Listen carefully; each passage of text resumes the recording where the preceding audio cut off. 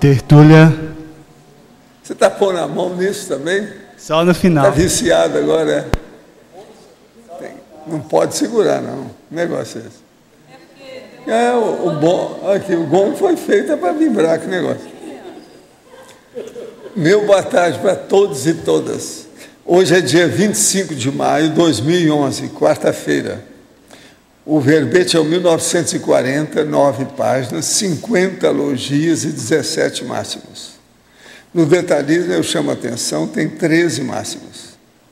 O tema é verbetógrafo conscienciológico.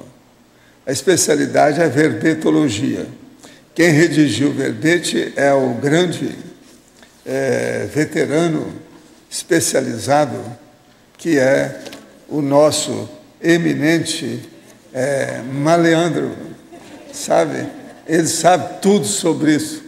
E escreveu essas 9 páginas. Está muito bem feito o verbete dele. É bom todo mundo ver isso e usar aí na verbetografia e tudo mais. Definologia. O verbetógrafo conscienciológico. Outra coisa, é bom a gente mostrar que ele está lá, porque ele está aqui em Foz, mas ele está resfriado. Como ele não quer pegar resfriado na gente, ficou com resfriado só para ele.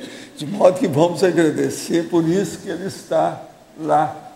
Agora, está faltando os livros que estão colocando lá atrás. Sabe de colocar, que todo mundo que aparece aí tem livro na estante. Entende? Definologia. O verbetógrafo conscienciológico é a Consim, homem ou mulher, autora de verbetes técnicos da Enciclopédia da Conscienciologia. A contribuição da verbetografia com a renovação de Olo Pensenes. O programa Verbetografia da Associação Internacional do Centro de Autoestudo da Conscienciologia, aqui o CAEC. A autoinclusão do verbetógrafo no corpo de autores da Enciclopédia da Conscienciologia. O desenvolvimento mental somático do verbetógrafo. A desmitificação com a publicação do primeiro verbete, impulsionando a redação do segundo verbete. A experiência acumulada com a redação dos verbetes finalizados, acelerando a escrita do próximo verbete. A contribuição do verbetógrafo com a construção do corpus da conscienciologia. A redação do verbete a 2 mãos e várias para mãos. O amparo extrafísico de função. Eu li só uma partezinha, é muito mais que tem um material aí. Agora, na argumentologia tem aqui as oportunidades. São 4 oportunidades evolutivas para o verbetógrafo conscienciológico. E depois tem a caracterologia com 54 atributos conscienciais expostos, aqui com calma. E tem até itens indicados entre parênteses, muito importantes também, de uns entre os outros. É uma itemização que ele fez aí, mostrando a relação de um item com o outro. Na remissiologia dos 15 itens, nós destacamos acrobacia mental somática, cápsula do tempo cinemascópica, consciência gráfica, verbete e verbetorado conscienciológico. Agora, a frase enfática. Após concluído o texto, pode ser modificado. Vale sempre o alto esforço mais de qualificar e publicar 5, 10, 50 ou mais verbetes conscienciológicos, ao invés de apenas 1. Você já identificou, aproveitou a oportunidade evolutiva de escrever neoverbetes para a Enciclopédia da Conscienciologia? Quantos já redigiu? Quantos pretende redigir? Eu gostei dessa, que eu estava defendendo minha posição lá. Agora, questionamento. De que forma conciliar lucidamente o senso de dever para com os filhos adolescentes e a sua proex sem se auto-vitimizar? É só colocar o discernimento e escolher as prioridades evolutivas. Ver o que é que as pessoas podem ajudar mais uns aos outros. Esse é o caminho, não tem meio termo, nem outras opções. Outro, sou daquelas pessoas que acordam e só vão despertar horas depois. Já coloquei como meta de pesquisa aumentar a lucidez nesse processo de hipnopompia. Observe que isso vem prejudicando minha vida, pois na grande maioria das vezes perco a hora em meus compromissos. O que fazer para superar esse processo hipnopômpico prolongado e patológico? Olha, a primeira coisa tem que ver se você não está dormindo demais, se não está passando da conta daquilo que o seu corpo precisa. Uma pessoa, quando dorme demais, ela fica com, às vezes, até com perturbação dentro do processo, dá distúrbio. Agora, outra coisa, você precisa de fazer exercício físico, até transpirar bastante. Isso é muito importante, o exercício físico, para desintoxicar o seu organismo. Outra coisa é EV. Agora, uma coisa séria, observa se o seu processo gastrointestinal é normal. Uma pessoa que ficar com constipação intestinal, ela pode ficar assim também. Precisa de ver como é que é isso. Precisa de ver se você vai ao troninho todo dia, acertar lá, assinar o ponto. Outro, como manter o bolsão do acoplamentar no cotidiano? De que forma encaminhar todo o conteúdo levantado para a sua ProEx? Aí o processo é trabalhar mesmo com a auto-organização e observar e anotar sensações e vivências com as energias e o parapsiquismo. Outro, tenho mais energia no período da tarde, mais um aqui, e no período da noite, onde antes de dormir faço EV, mas estou tendo algumas repercussões diferentes. Depois de estar mexendo com as energias, sinto a cabeça e o corpo como se acendesse. Fico relaxado e começo a exteriorizar energia com muita intensidade pelo cardio chakra, laringo chakra e principalmente umbigo chakra. A visão fica um pouco turva de tanta energia que sai e as pontas dos dedos ficam acesas. Está tudo anotado. Qual vai ser o próximo passo e que pode me orientar para não me assustar? Pergunta, por que o pescoço começa a doer depois de um tempo mexendo com as energias? Isso é preciso de ver o que se passa. Preciso de ver se isso não é uma ressaca energética. Porque pescoço, preciso de ver se não é na nuca, como é que é. Agora, quando chego nos ambientes onde tem algumas pessoas reunidas, eu vejo todas, então, bocejando. Fico com vergonha. E aí começa a bocejar também, para não ficar olhando para mim. Não, bocejo, quando a pessoa vê alguém bocejando, ela boceja, isso é psicológico. Não é bem assim, não. Vamos devagar. Agora, onde você está indo, deve ter pessoas sonadas, que estão bocejando assim, sem mais nem menos. Que negócio é esse? Após 10 anos de TENEPS, sinto que muita coisa mudou, mas também sinto que preciso melhorar energeticamente para continuar daqui para frente. Gostaria de alguma sugestão do senhor. O que posso fazer em relação a isso? Tive contato com o amparador e o vi de braço cruzado, como se estivesse me aguardando. Olha, pode ser mesmo amparador. A mensagem aí é pictográfica, é bem clara, né? Ele fica esperando como se a banda fosse passar ali, né? Para ver o que vai dar. Olha, o melhor que você faz é trabalhar mais com o estado vibracional e seu parapsiquismo. Isso pode ajudar na questão da TENEPS. E observar como é que são as coisas, o que você pode dinamizar esse trabalho. Vê se a sua vida não está muito na pasmaceira, muito na mesmex. Muda alguma coisa, né? Faça uma reciclagem.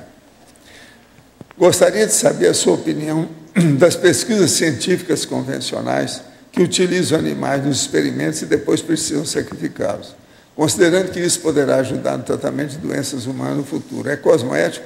Olha, eu sou contra o processo. Biotéria é um problema difícil, muito bravo. Eu sou contra matar tudo quanto é bichinho. Eu sou favorável aos bichos. Eu gosto de tudo quanto é bicho. Ontem o senhor falou da 7ª Sinfonia de Beethoven, para limpar a casa era só colocar a música. Poderia falar por quê? Não, o problema é o seguinte, a 7ª Sinfonia é o modo de um requiem, é uma marcha fúnebre, e ela é mais a marcha fúnebre dos transmigrados que estão saindo da Terra. Então é como se fosse uma música de limpeza, que está despedindo para as coisas. A hora que, por exemplo, limpou no sábado, que limpou a casa toda, você vai lá para comer uma sobremesa para comemorar. A música é mais ou menos um processo desse. Depois que limpou, está comemorando com a marcha de despedida. De modo que, agora, ó, isso aí depende da pessoa. Observa se a música é isso mesmo para você. Isso apenas são as sugestões que muita gente pensa. Agora, eu vi alguma coisa nesse sentido há muito tempo. Agora, para o nosso verbetógrafo, vamos ver se ela aparece lá. Né? É isso. Quando realiza-se a pesquisa ou análise de um problema, é necessário saber que tipo de informação precisa, pois pode-se cair em information addiction, onde passa-se horas adquirindo informações que são interessantes ou mesmo úteis para alguma outra questão, porém não tem uso para a sua pesquisa. Logo gostaria que comentasse qual seria a melhor técnica para evitar essas ocorrências de forma a cumprir o prazo de redação de um verbete. Bom, primeiro, queria dar uma boa tarde aí para todo mundo. Desculpar a minha ausência. Queria até dizer que o próximo verbete que eu vou fazer é o verbetógrafo amarelão, para explicar que essa não é a minha condição, porque é a segunda vez que eu estou em Foz. Eu sou um dos escravos do tertuliário, estou aí todos os dias e pela segunda vez, no segundo verbete, eu estou aí com uma condição de saúde que impediu eu estar aí presente com vocês. Tá? Mas vamos lá a resposta aí ao teletertuliano. Bem, eu acho que o processo da crítica, né, tem que aplicar a heterocrítica, tudo que você está estudando para separar o joio do trigo, ver bem o que realmente está no megafoco da pesquisa. É muito comum a gente ver os verbetógrafos que estão desenvolvendo os verbetes, principalmente os primeiros verbetes, eles têm esse problema, às vezes, de sair um pouco do foco, porque é muito fácil fazer muitas associações de ideias, né? As pesquisas podem levar para muitos lados diferentes. Então, ele ter bem claro qual que é o foco do verbete, qual que é o objetivo dele escrevendo aquele verbete, né? E aí aplicando a heterocrítica na obtenção das informações para não se perder na escrita e, como ele falou, finalizar o verbete num prazo aí, né? Um prazo razoável. Tenho 46 anos e conheço a Conscienciologia há quase 3. Fiz 2 cursos no IPC São Paulo e, apesar de ter afinidade com as ideias, senti que precisava melhorar meu nível intelectual. Resolvi fazer curso superior de Sociologia, fiz vestibular no Enem e passei. No primeiro dia de aula, recebi o cronograma contendo as atividades, muita leitura, dissertação e outros trabalhos. O curso é noturno, mas para pessoas que não trabalham. Resumindo, desisti do curso por não ter tempo para tanta atividade. Fiquei sem dormir, chateado com a situação e refleti muito sobre o ocorrido. O senhor já passou por algo que precisou de início desistir? Às vezes é necessário recuar? Como melhorar as percepções e ter visão ampla para acertar mais? Olha, aí você tem que ver o que é o mais prioritário. Ó. Examina bem como é que são as coisas. Agora, às vezes, a gente vai para um lado, não dá certo, vai por outro. Tenta por outro caminho, às vezes dá certo. Pensa bem. Agora, aqui para o nosso verbetógrafo. Em Fatologia, página 6, final da 5ª linha. O foco do verbetógrafo, no caso pessoal, muito específico, afunilando equivocadamente a abordagem ao tema do neoverbete. Poderia comentar e exemplificar esse fato? Sim, essa é a condição que a gente vê em alguns casos, quando o verbetógrafo ele tem inspiração, tem ideia para fazer o verbete a partir de uma experiência pessoal, né? E às vezes aquele tema que ele escolhe, ele está relacionado com essa experiência pessoal, mas ele também diz, o tema diz respeito a várias outras questões, né? Ele pode ser expandido de várias outras formas. Mas aí o verbetógrafo, como ele teve aquela experiência específica, ele foca o verbete com um tema, o título então fica com um tema mais, o título fica mais abrangente do que ele realmente está querendo abordar, porque ele está falando mais de uma experiência específica, né? Então, vamos talvez pensar no exemplo, uma pessoa que teve uma uma experiência difícil que mostrou um traço interconsciencial dele. Ele identificou aquele traço, né, um trafar numa situação difícil. E aí ele cria um título que pode servir tanto para esse trafar quanto para vários outros. Mas aí, quando ele está escrevendo, ele só está escrevendo sobre esse trafar. E como aquilo é tão sério, importante para ele, ele às vezes pode ter essa dificuldade de separar essa experiência que foi mais pontual, mais específica dele, do que o tema que é mais abrangente. Não sei se ficou claro. Surgiu no meu trabalho a possibilidade de participar de um concurso de remoção, o qual me daria a possibilidade de ir morar em Foz do Iguaçu em junho de 2011. Desde que conheci a Conscienciologia, planejava ir morar lá quando me aposentasse, em 8 anos, pois sinto que encontrei minha turma aí. No entanto, ainda me sinto preso em questões familiares. Tenho um filho com 28 anos que ainda não tem autonomia financeira, em razão de problemas com alcoolismo. Ir para a Foz agora seria fuga? De que maneira encontrar convicção íntima e lucidez para decidir? Tem até o dia 28 agora, de maio, para resolver, daqui 3 dias. Poderia me ajudar? Isso aí está bravo, né? Agora, ó, filho de 28 anos, ele já devia estar na rua. Ele sofre da síndrome do canguru? Pois é. Agora, alcoólatra, o jeito é internar, para a pessoa melhorar. Você pode vir para cá e cuidar do seu filho no internato, dentro de um hospital, um spa, ou alguma coisa nesse sentido, um resort especial para alcoólatra. Alcoólatra só cura o internamento, não tem jeito. Se o problema é o filho, tem jeito, né? Aí agora depende de você, isso aí é difícil, entrar nessa, pensa bem. Mas eu tenho que ter determinação num caso desse, se o negócio é positivo. Se é só o caso do filho, precisa ver o que tem mais, né? Uma outra coisa, autonomia financeira pode ser aqui ou pode ser lá no fim do mundo. Agora, se ele vai continuar alcoólatra, ele já está entregue às baratas mesmo, pode ser aqui ou pode ser também na baratosfera, porque ele já está lá. Não é isso? Ela tem que ver isso aí. Agora, gente, aconteceu aqui um fato que eu nunca vi antes, em matéria de português. Eu já recebi até agora 11 questionamentos. 2 deles têm 2 coisas engraçadas. Quem escreveu tinha que colocar acendesse. Então trocou um S por um hífen. E depois teve um outro que é comentasse. Trocou um S por um hífen. Então ficou acende-se, comenta-se. Eu não entendi de onde veio isso. Eu não sei se isso veio do original ou se são eles aí que escreveram. Aqui, eu nunca vi uma coisa assim. Eu nunca vi em português uma coisa dessa. Aqui.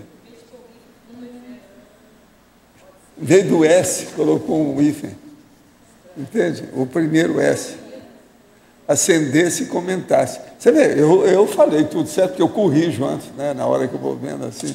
Senão eu ia falar, comenta-se, em vez de comentasse. Entendeu? Agora, em português, eu nunca vi isso. Você vê, né, que a língua como são complexa. Até hoje, trabalhando com isso, desde o início do século passado, Valdo, ainda acho coisa nova ainda que eu não vi. É incrível isso. Valdo, Sim. aqui para você. Você vive falando, toda vez que alguém pergunta isso para você, sobre alguém que é alcoólatra, que é viciado ou qualquer coisa assim, você fala assim, então interna. Mas quando a pessoa ela é como esse menino aí que tem 28 anos, vai internar, mas se ele não quer, ele vai internar, vai melhorar, vai voltar, ele vai reincidir de novo. O psiquiatra ajuda muito, uma porção de coisa ajuda nessa história. Agora, tem que fazer um pega para capar. Mas encantoar a pessoa e falar, alcoólatra, gente, não tem jeito. Porque ele não é sozinho. Ele tem uma chusma de gente com ele. Mas não tem que ter uma... Eu nunca vi um alcoólatra sozinho. Nunca. Certo, mas não tem que ter uma decisão mínima da pessoa de querer? Sei, mas se você levar no pega, quase sempre ele vai reagir. Tem muita gente que eu já vi que já melhorou totalmente. Nunca mais pegou a bebida. Os alcoólatras anônimos estão aí para provar isso. Mas como é que se obriga também uma pessoa de maior, tem vezes até que são pessoas assim já de idade, a fazer advogado, tudo serve, leva todo mundo. Ambulância, paramédico, se precisar, maca, amarrar. Para que é que tem aquela camisa boa, chamada camisa de força? Eu com um caso desse. Agora, eu já vi gente que fazia até chantagem. Se me forçar, eu suicido. Mas senão você já está suicidando mesmo. É um negócio de ser mais cedo ou mais tarde. Então vamos tentar. Tentaram, o cara melhorou. Nunca mais falou naquilo. E se fala hoje, ele fica ruborizado, de vergonha. Eu já vi isso tudo. Gente, esse negócio de alcoolismo não é fácil, não. E a sociedade é a culpada disso. Porque descriminalizou o álcool. Agora, o pior da história é aquele médico que é cardiologista que vem falar que o vinho é bom para o coração. Esse aí é que devia de ser internado. Esse na cadeia, né? Igual esse jornalista que internaram agora, depois de 11 anos, na boa vida. Uma vergonha, né? Aquele negócio. Professor Valdo, aqui no ar, Sim. em cima. Ainda há pouco, o senhor falou que nesses casos assim complicados, a gente deve chamar psiquiatra, advogado, ambulância. Por que o senhor colocou advogado? O advogado é muito importante devido às relações interfamiliares. Sempre elas são complexas, você sabe como é que é. Então é bom o advogado ter, porque senão... Eu já vi casos do filho que foi contra a mãe. Quis arranjar advogado contra ela. Que é justamente um caso desse. Então leva o advogado, que assim explica para ele tudo que tem. Olha, você não tem direito nenhum. E o filho? Agora, outra coisa, esse filho que tem 28 anos, tem que dar um pega nele e ver. E falou, olha, essa é a última vez que eu faço isso. O mais, você está entregue às baratas, fica por sua conta. Professor... Agora, veja, esse aí... Não tem jeito, com advogado, ela segura isso tudo. Sabe por quê? Ele vive às custas dela. Ela está sustentando um alcoólatra. Ela criou um filho para ter alcoólatra em casa? Isso está errado, gente. Tem que tomar atitude. Agora, eu pergunto, se vocês não acham que essa atitude é muito drástica, aquela besteirada que tem, arranja outro, me mostra. Manda ele para a baratosfera, deixa ele morrer logo. Como manda para a cirurgia ou a necessidade? Porque se ele continuar assim, vai morrer logo. É alcoolismo. O que você quer? 28 anos? Alcoólatra? Professor, pois é, eu sou mãe. Mãe, eu sou mãe, nesse caso, é preciso de assessoria. Subcérebro. A mãe boboca com a maternologia dela, cai de 4, por isso que está lá. Outra coisa, ela não falou. Preciso de ver o marido. O marido morreu? Viu? O marido é omisso? Divorciado. O marido foi para a China? Como é que é isso? Teria que ver. Ele é o principal culpado dessa história até um certo ponto. Porque devia estar ali, dar o conta no filho. Agora, vocês sabem, tem aquele pai, igual que aconteceu lá na Barra da Tijuca. O pai levou o filho e fez ele tomar cerveja com ele a noite inteira. Ele tinha 16 anos. Aí o juiz foi em cima, deu um gado danado em cima do pai. Vocês sabem da história do Rio. Então, veja, tem pai que é assim. Professor. Qual é a especialidade do advogado? Qual é a especialidade do advogado? Advogado é advogado de família. Processo de direito familiar. Professor. Lógica é lógica, Tânia. Não tem jeito, não. Agora, a minha vivência já mostrou que isso funciona. Afinal... É o AA, quer dizer, o Alcoólicos Anônimos, que isso aí funciona, mas conversa fiada, nada Osvaldo, funciona. A mãe é emociogênica. O quê? A mãe, então, é emociogênica. O pai, se faz aquilo, também é repressor. Não, ela não falou. Então, onde que sai? Nós não estamos estudando esse caso. Não, estamos pegando outro caso. Eu não sei como é que é o pai, ela não disse nada, deixa para lá. Não, estamos pegando um caso geral qualquer. Mãe, você está falando que sempre fica naquela... Né, o pai é omisso. A mãe é maternogênica. Às vezes é o contrário, às vezes a reclamação é que o pai é um repressor, e ficou assim porque o pai é repressor. Pois é, mas vamos supor que seja esse que eu estou falando. Como é que você sai dessa? Professor, e o que a mãe faz no caso que, por exemplo, a mãe é a favor, só que o pai não quer? Aí é preciso de ver se ela vai continuar com o pai, como é que é, o que vai acontecer com ela, quantos anos de casório, se vale a pena, se ela é dependente do marido, às vezes ela não quer porque tem uma pressão. Escuta, existe um negócio que chama assédio moral, assédio cosmoético. Essas coisas todas quem tem que examinar isso, por isso que eu não estou examinando essa outra parte sombria do assunto, preciso examinar. Esse caso, tem algum assédio moral nisso? A maioria desses casos eu pergunto desse jeito. Alguém aí está fazendo assédio moral contra vocês, que vocês estão com o rabo entre as pernas, não pode falar nada? Porque tem isso tudo. O assédio moral, gente, precisa de ser estudado mais aqui. Eu vou começar a falar mais nisso. Tem tanto caso por aí.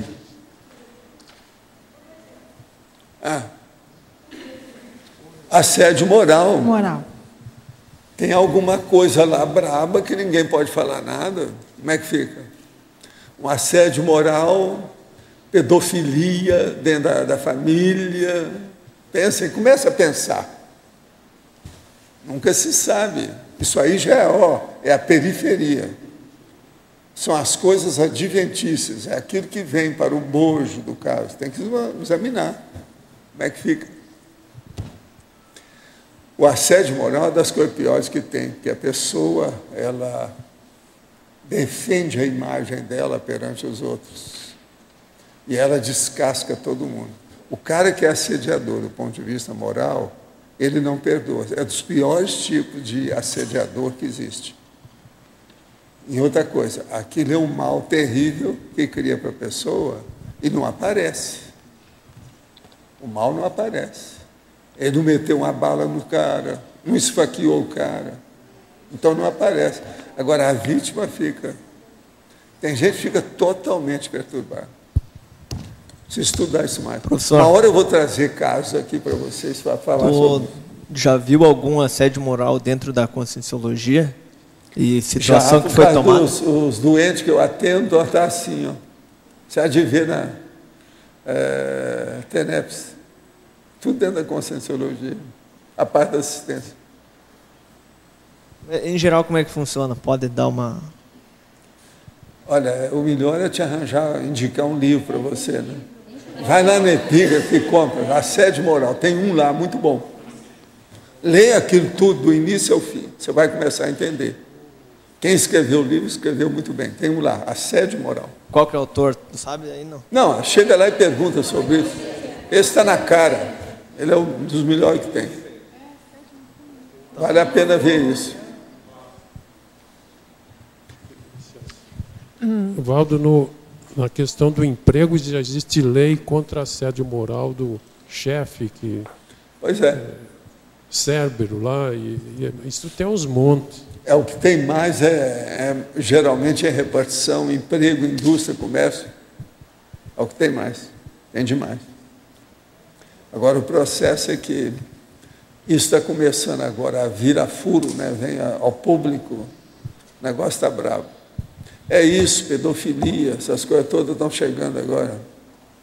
Cantada do chefe também. Cantada do chefe, um monte de... E além de outras coisas. Né? Mas é muito mais do que a gente pensa. E o negócio cria muito mais prejuízo do que o povo fala. Muito mais sério. Professor, eu queria fazer uma pergunta para o Leandro. Leandro, fala alto aí, porque senão não vai. Não, era o microfone. Dom Leandro. Eu escuto bem. Leandro, na fatologia, na página 6, na terceira linha, de baixo para cima, no final da terceira linha, a identificação do momento exato para concluir o neoverbete, não importa o quão maravilhoso ainda poderia ficar. Você pode falar um pouco disso? Como é que você identifica esse ponto? Bom, essa questão tem a ver com a frase enfática também. Eu vou só dar uma repetida aqui nela. Após concluído, o texto pode ser modificado. Vale sempre o esforço máximo de qualificar e publicar 5, 10, 50 ou mais verbetes conscienciológicos, ao invés de apenas um. Então, a gente sabe que todo texto ele vai sempre ser passível de melhorias, né? Os próprios verbetes do professor Valdo, né, tem equipe de expansão depois, e, né, tem outras pessoas que dão sugestões na própria tertúlia e até para os verbetógrafos também. Os textos eles vão sendo aprimorados depois, né? Isso sempre é passível de acontecer. Então, esse preciosismo, às vezes, do verbetógrafo querer, né, fazer aquele verbete que vai ser o verbete, né, e vai ser imutável, finalizado, absoluto, isso é um mito, né? Isso não vai acontecer.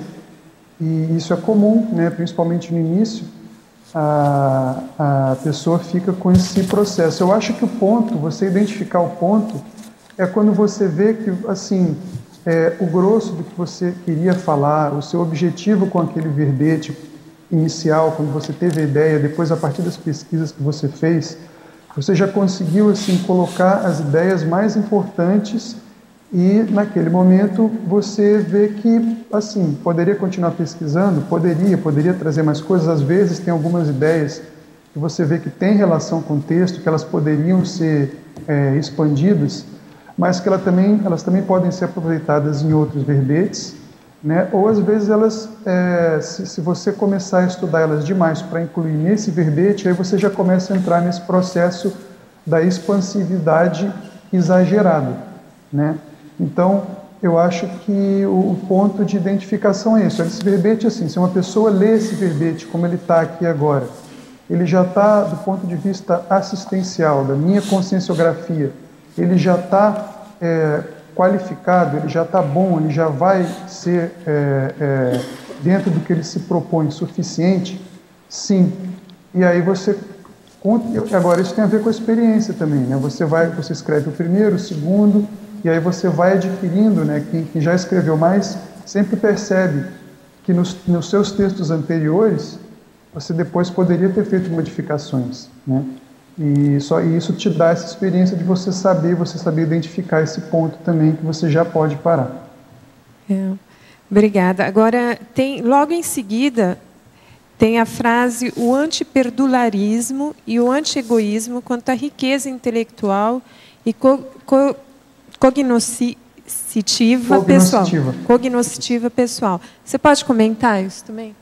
Isso é a questão que a gente vê de muitas pessoas que têm um processo intelectual mais desenvolvido, tem bastante conhecimento, tem muita coisa para oferecer, muita coisa que já poderia estar transposta em materiais escritos, né?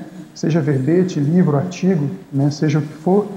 E a pessoa, seja lá por qual motivo, né, qual traço lá dela, não começou a produzir no nível que ela já poderia estar apta a produzir. E, né, deixa de fazer essa assistência, por isso esse item aí.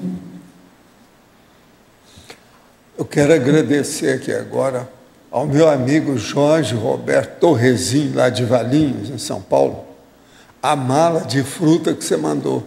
Eu estou hoje aqui com a disposição toda devido às mangas Palmer que você mandou. Agora, fora as atemóias também.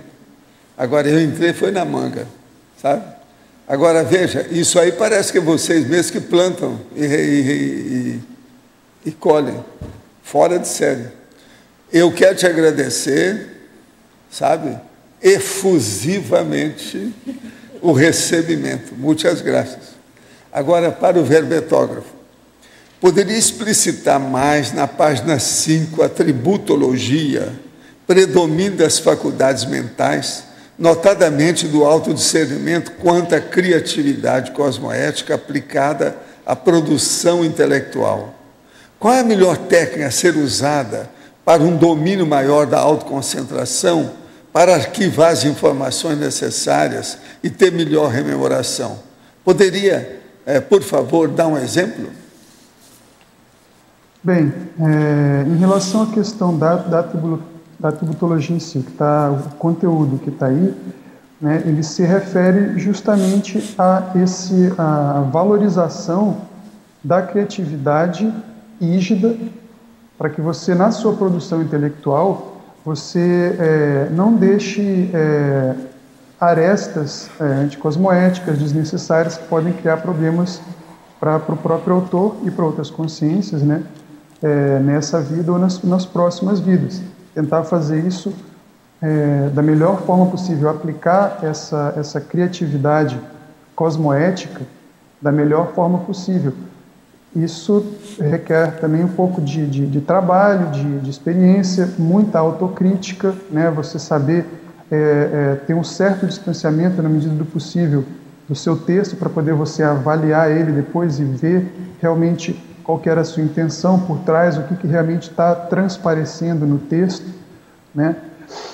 Em relação à tributologia era isso. Em relação à questão de registros, eu não entendi bem se diz respeito à questão simplesmente da memória, né, intraconsciencial, ou de você ter registros escritos. Então, eu vou falar sobre as duas coisas, né? A gente sabe que quando a gente tem uma ideia, uma neo-ideia, um acesso a alguma coisa, tem um insight, né, diferente, o fato da gente colocar aquilo ali no papel, ele evita a gente perder aquela ideia, né? Isso é o mais óbvio, assim, mas também ele evita a gente ter que necessariamente guardar aquela ideia no nosso HD intraconsciencial, né? Então você já faz ali seria o seu backup ali, e você evita de necessariamente aquilo ser uma informação que está lá no seu HD e você vai ter que acessar depois. É óbvio que o texto escrito, né, o seu registro, quando você olha, você busca, você lê ele, você vai acessar aquela informação intraconsciencial também, né? Em relação ao processo de memória em si, independente de registro, eu acho que é uma questão mesmo de muita leitura, até muito registro, né? Você trabalhar com unidades, né, de conhecimento o máximo possível, você está absorvendo informação, processando informação, escrevendo, lendo, escrevendo, lendo, escrevendo, adquirindo o hábito da leitura e da escrita assim como uma natureza, né, uma natureza comum no seu dia a dia. Talvez essa seria a dica mais importante. Não sei se o professor Valdo gostaria de complementar também a experiência dele. Está muito bem isso aí, a indicação é ótima. Agora aqui, professor, na sua parapercepção, a maioria dos verbetólogos conscienciológicos já contribuíram na construção de alguma enciclopédia, alguma de suas retrovidas? Olha, eu estou esperando essas informações diretamente dos verbetólogos. Por enquanto, ninguém me falou ainda. Agora, para o professor Leandro, gostaria de agradecer ao professor Leandro o imenso aporte com seu verbete, notadamente para os verbetógrafos calouros. Na Paradoxologia, página 8, segundo item, poderia explicitar mais a estilística paradoxal da Enciclopédia da Conscienciologia, com apostilamento conciso e aprofundamento cosmovisiológico? Então, vamos considerar o verbete como uma unidade dentro da enciclopédia, né, e as seções como unidades dentro do verbete. Esse estilo do apostilhamento, dentro das seções e dentro do verbete, ele é bem sintético, né? Ele basicamente desenvolve a ideia a partir de itens, né, de unidades menores ali de maneira bem concisa, bem sintética, né? Apenas na argumentologia, né, e na definologia, algumas seções que são nas áreas do verbete, onde pode se desenvolver a ideia mais com texto corrido mesmo, é que isso às vezes não acontece tanto, mas no geral o estilo da enciclopédia, os próprios subtítulos, né, cada parágrafo, cada seção tem um subtítulo, essa é a técnica do apostilhamento e da concisão. Então, do ponto de vista da unidade do verbete, ele está inserido dentro de uma enciclopédia, né? Então aquele verbete tem lá no final, por exemplo, a remissiologia dele. Essa remissiologia vai levar a outros verbetes. E esses outros verbetes têm as suas respectivas remissiologias que vão levar aos outros verbetes da enciclopédia. Então aí a gente está também falando já da técnica da rinsologia e da circularidade. Então, é um estilo conciso, né, dentro da unidade verbete, vamos considerar assim, mas ao mesmo tempo, essa concisão, essa síntese, não exclui a expansão cosmovisiológica, muito pelo contrário, dentro da síntese estão as chaves aí para a gente alcançar a cosmovisão do tema, né, a partir de todos os outros textos relacionados dentro da enciclopédia. Olha, tem mais agora uma pergunta, que isso aqui é da Cris Nieves, lá de Buenos Aires. Então ela pergunta: poderia ampliar da caracterologia, página 10, o item 11, autoconscientização? Página 10, item 11, autoconscientização. Vamos ler. A autoconscientização, quanto à responsabilidade pessoal com a verbetografia conscienciológica, no caso do autor de mão cheia. Quanto à responsabilidade pessoal com autodesenvolvimento da escrita a partir do verbetorado inicial, no caso do autor menos experiente, servindo de exemplo para todos. Então, aí nós temos os dois casos. A pessoa que tem mais facilidade com a escrita, tem mais facilidade com o processo intelectual, o processo de processar e oferecer informação de maneira assistencial para as pessoas, ela tem responsabilidade com a escrita de modo geral, e no nosso caso agora, né, inserido no contexto da Conscienciologia, com o projeto da enciclopédia, valorizar essa responsabilidade com a escrita a partir da publicação dos verbetes, né? E no caso de quem não tem essa facilidade, o exemplarismo de quem consegue fazer o seu primeiro verbete lá com um pouco mais de dificuldade, depois o segundo já vai ser mais fácil, ela vai desenvolver isso aí com o tempo, serve de exemplo para todo mundo, né? Até para aquele que tem mais facilidade com a escrita e não escreve.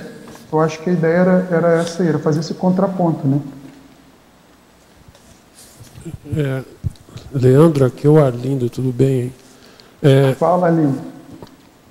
Na paradoxologia, eu queria que você aprofundasse esse primeiro paradoxo aqui, na página 8, é o paradoxo da improdutividade do mental soma excessivamente criativo quando não se autoimpõe limites relativos. A pessoa, quando ela tem uma criatividade muito grande, ela tem uma facilidade de juntar coisas e fazer, né, associações e criar coisas novas e ter novas ideias, isso pode gerar um certo excesso de informações que pode chegar ao ponto da pessoa só ficar nesse processo de pensar e raciocinar e ter ideias e tal, mas ela não coloca aquilo na prática, ela não chega e escreve. Isso tem relação, por exemplo, com o que já foi comentado, da dificuldade de terminar um verbete, ou de terminar um livro, ou qualquer material escrito. A pessoa tem tanta ideia para aquilo que ela não termina nunca, e fica aquilo e não sai, não acaba e não acaba, né? E, claro, em alguns casos, algumas obras, é óbvio que é preciso um aprofundamento maior e essa criatividade ser explorada ao máximo, né? Mas o problema é que, em muitos casos, a própria pessoa ela não vê que a criatividade dela, tão abrangente, ela é infinita. E se ela mesma não se estabelecer, não estabelecer um limite, ela nunca vai concluir nada. Então, ela pode ficar a vida inteira fazendo uma Mega Giscom e dessomar sem ter publicado a Mega Giscom. Agora, uma pergunta assim geral. Existem muitas pessoas que têm, por exemplo, potencial grande para fazer o verbete e ela não faz. Você, como já teve experiência aí já de campo nesse sentido, quais seriam os motivos principais? A pessoa sabe, tem condições assim excelentes e chega lá não faz, ou sei lá. Isso tem a ver um pouco com aquele item lá da fatologia que a Magali tinha perguntado, né, a questão do antiperdularismo e do antiegoísmo, né? Eu acho que podem ser várias questões, né, eu vou dar o meu exemplo pessoal, não com verbete, né, porque eu já escrevi, mas eu sei, por exemplo, que eu tenho condições de ter escrito um ou mais livros, com o tempo que eu já tive disponível, desde que eu cheguei na Conscienciologia, as informações que eu já acessei. Então, eu tenho um processo desse, por exemplo, da criatividade, assim, são muitas ideias, muitas possibilidades, já pensei em vários livros diferentes, e aí você nunca fixa em um e nunca publica um, ou dois, ou três, né? E aí você fica nesse processo. Já discuti com algumas pessoas sobre esse assunto, e uma das características que eu já identifiquei também, às vezes, é um pouco essa questão do perfeccionismo. A pessoa, ela sabe tão bem que ela pode produzir um material bom, que ela, quando publicar aquilo, ela não quer receber crítica, ela quer que aquilo seja perfeito. Então, ela, né, seja lá a justificação que ela arranje, ela vai sair de banda e não vai fazer aquilo, porque na verdade ela está com medo de receber heterocrítica, e as heterocríticas, por melhor que seja o material produzido, sempre vão existir, isso é inevitável. Então aí são algumas questões, né? E talvez tenha a questão da falta de priorização mesmo. Às vezes a pessoa não identificou que escrever o verbete seja algo importante, né? Ali na argumentologia a gente coloca, por exemplo, 4 oportunidades, né, que representam você estar participando da enciclopédia. Então, assim, a pessoa às vezes pode não ter ainda caído a ficha, o que isso representa multidimensionalmente, né, para o grupo, nas próximas vidas. A gente está aí acessando esse material publicado por nós mesmos, está participando das tertúlias na condição de verbetógrafo. Por isso que eu coloquei a cápsula do tempo lá na Remissologia, a gente está sendo registrado em vídeo, juntos, e isso aí pode ser acessado nas próximas vidas, né? Em conjunto com o verbete. Então, eu acho que isso é muito sério, né? Essa é uma outra possibilidade, a falta de identificação do porquê de fazer um verbete, talvez. Ok, correto. Obrigado, hein? Leandro, aqui no ar, a Tânia Guimarães. Na elencologia, você poderia falar um pouco dessa consciex debatedora? É o seu 4º item. Bom, a consciex debatedora, eu acho que a gente pode ver de algumas formas. Uma delas é a própria consciex tertuliana, ou até a consciex teletertuliana, né? A gente está aí num ambiente multidimensional, e que a gente tem os consciex aí participando das tertúlias aí no tertuliário, na casa dos teletertulianos, né? Até certo ponto, muitas perguntas que são enviadas certamente têm, né, inspiração aí de consciex debatedoras. Existe o debate entre as consciex, né, de uma consciex com outra durante o processo aí das tertúlias, né? E agora, também tem quando você está escrevendo um texto, um verbete, né, você está trabalhando com ideias, você tem o seu diálogo mental, né, consigo mesmo sobre as ideias, mas você às vezes percebe certas interferências, certos insights, algumas dúvidas que você tem, às vezes vê uma inspiração.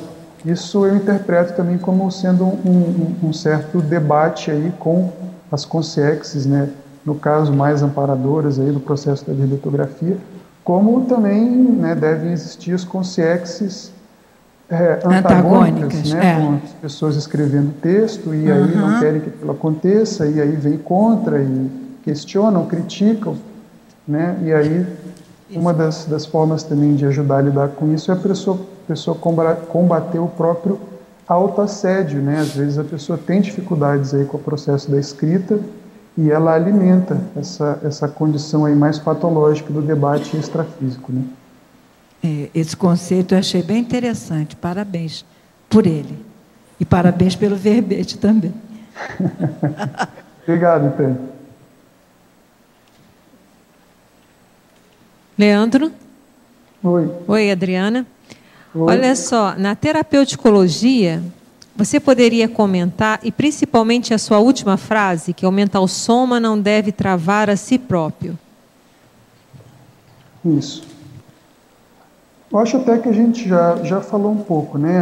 A terapia indicada para decidofobia, né, do verbetógrafo, quanto a alguns itens ali, se deixa, se tira, se põe e tal, como é que faz, se melhora, é você sentar ali e decidir na hora, no ato, e resolver e remover. Às vezes, alguns desses itens podem ser um pouquinho melhorados, mas o que a gente observa é que às vezes a pessoa tem aquela ideia, ela vê que ela é rica, ela é importante, ela tem relação com o verbete, e ela pode tá exposta de uma forma não muito adequada, e às vezes o próprio verbetógrafo não está conseguindo expor aquilo da melhor forma. Né? Mesmo com a equipe de revisão, de repente, ajudando, às vezes não fica muito claro. Então, aí o melhor é tirar. Né? Esse seria um exemplo disso. Um outro caso também é quando ele vê, está muito claro o que ele colocou lá no texto, está muito claro, é perfeito, a ideia está clara, mas ela não tem muita relação assim direta. Ela está ali tangenciando, mas não tem muita relação direta. Seria um outro exemplo. Então, é melhor tirar e aproveitar depois, no outro verbete, né, em algum outro material da pessoa. Em relação à última frase, o mental soma não deve travar a si próprio, ela está relacionada, por exemplo, com o processo da criatividade que a gente já falou. Né? Às vezes a gente está com tanta informação acerca daquele verbete, a gente já pesquisou tanto, já fez tanta associação de ideia que a gente pode se perder um pouco. Né? E essa expansão, esse conhecimento expansivo, né, cosmofisiológico que você tem do tema, ele é positivo, mas não necessariamente você vai conseguir colocar tudo no verbete. Então, é nesse sentido de você daí aplicar a sua heterocrítica e a sua autocrítica, né, para saber o corte, aí, o que você deve manter, o que você deve eliminar. Ok, obrigada. Não. Alô? Olá. Está me ouvindo? Tânia Guimarães. Estou ouvindo. Ainda continuando a essa pergunta que a Adriana fez. Então, aqui no detalhismo, eu vi que você tem, eu contei 5 logias, em que você deixou com 5 ou 6 itens. Quer dizer, você não chegou ao mínimo, né, ao máximo. É por causa disso aí, isso que você discutiu ainda há pouco? Por que deixar itens com 5 ou 6? Olha, eu tenho procurado, né, particularmente, fazer esse exercício de tentar ir o mais em cima do lance possível. Né? Como já tem muito material na enciclopédia, existe muita coisa que tem relação, né, com o que a gente está escrevendo. Então, assim, tem várias sessões aí do detalhismo que estão bastante expandidas, mas eu procurei fazer esse exercício de realmente deixar o que eu vi que tinha, que estava mais em cima do lance. Eliminar algumas coisas que estavam parecidas também entre alguns itens, né? Então, assim, esse é um exercício que eu procurei fazer. E também, durante o processo da revisão, né, eu procurei fazer esse exercício também. Muitas vezes tinha itens ali que eu achava que estava bacana, por exemplo, ali na caracterologia, né, que ficaram 74 itens, ali no original tinham 75 itens, aí 2 deles foram questionados, eu achei que eles tinham relação, que estava bacana, que dava para explorar mais, mas na dúvida eu vi que poderia criar uma certa ambiguidade, poderia criar uma certa dúvida. Isso é uma outra questão importante, né? Se você está escrevendo alguma coisa e uma ou outra pessoa já expuseram que aquilo ali não está muito claro, por mais que você tente melhorar, continua não ficando claro, às vezes o melhor mesmo é tirar, né? Então tinha 75 itens, foi para 73 e depois eu peguei um e dividi em 2, por sugestão também aí do processo de revisão, e aí a gente chegou nos 74 itens. Isso aconteceu com outros itens também. Por exemplo, eu tinha aí uma megapensinologia, ela foi questionada, eu dei uma olhada e tal, eu apliquei essa técnica. Né? Olhar, tá bom, não tá, dá para melhorar? Dá. Vai demorar muito para melhorar? Vai. Então, tira. Né? Foi assim que eu fiz em alguns itens aí. Então, isso é da terapeuticologia, né? Você está falando... mas tem a ver com esse processo de, às vezes, como você questionou, né? Autocrítica. Isso, alguns itens alguns itens ali do detalhismo poderiam ser mais expandidos? Podem. Mas eu procurei olhar E quando eu escrevo, eu procuro olhar tudo que já foi escrito, todas as sessões, por exemplo, ali do detalhismo, eu procuro olhar, usando a planilha da enciclopédia, eu olho tudo, né? E aí eu olho tudo que tem relação, no primeiro momento eu tiro tudo aquilo, separo, e aí depois eu vou fazendo uma comparação entre os itens, eliminando as coisas que estão parecidas. Às vezes isso dá ideia para a gente criar novos itens, porque você vê que ele tem uma ideia que é boa, mas não é bem aquilo que você está querendo colocar. E aí você cria novos itens, né, para sessões do detalhismo, e aí vai eliminando tudo que for muito parecido. Mudando de uma determinada logia para Isso, outra. às vezes, Eu não sei se eu estou entendendo. Um antagonismo pode te dar ideia para fazer uma outra coisa para uma outra sessão. Né? Tá ok. Muito obrigada. Não. Durante as tertúlias, o senhor Arlindo faz colocações muito oportunas e questionamentos relevantes, aprofundando e ampliando o entendimento dos temas em discussão. Pode-se dizer, figurativamente, que com certa constância ele tem colocado a bola na marca do pênalti para o senhor fazer o gol. Lamento apenas que ele, em função de se sentar muito próximo ao senhor, costume dialogar diretamente, falando muito baixo e algumas vezes até mesmo sem o microfone. Em decorrência desse fato, quem assiste às tertúlias online ou posteriormente perde grande parte das brilhantes colocações do senhor Arlindo. Gostaria de pedir ao professor que gentilmente solicite ao seu Arlindo o obséquio de não esquecer de compartilhar também suas intervenções com os demais ouvintes, falando em alto e bom tom ao microfone. Por favor, diga a ele: Arlindo, fale no microfone. A comunidade conscienciológica quer te escutar. Obrigado. Quem mandou é o Eduardo Lima, lá do Rio de Janeiro. Eu quero dizer, Eduardo, que o processo todo do Arlindo é um só. Ele mudou o tênis. O par de tênis dele não é mais aquele esquisito que veio de extraterrestre. Ele agora arranjou um tênis moderno, impressionante, e está desfilando com esse tênis. O problema maior do Arlindo atualmente, eu acho que é esse. Eu ia até falar com o Tiago para ter cuidado, que você está sentado perto dele, com esse tênis é um perigo.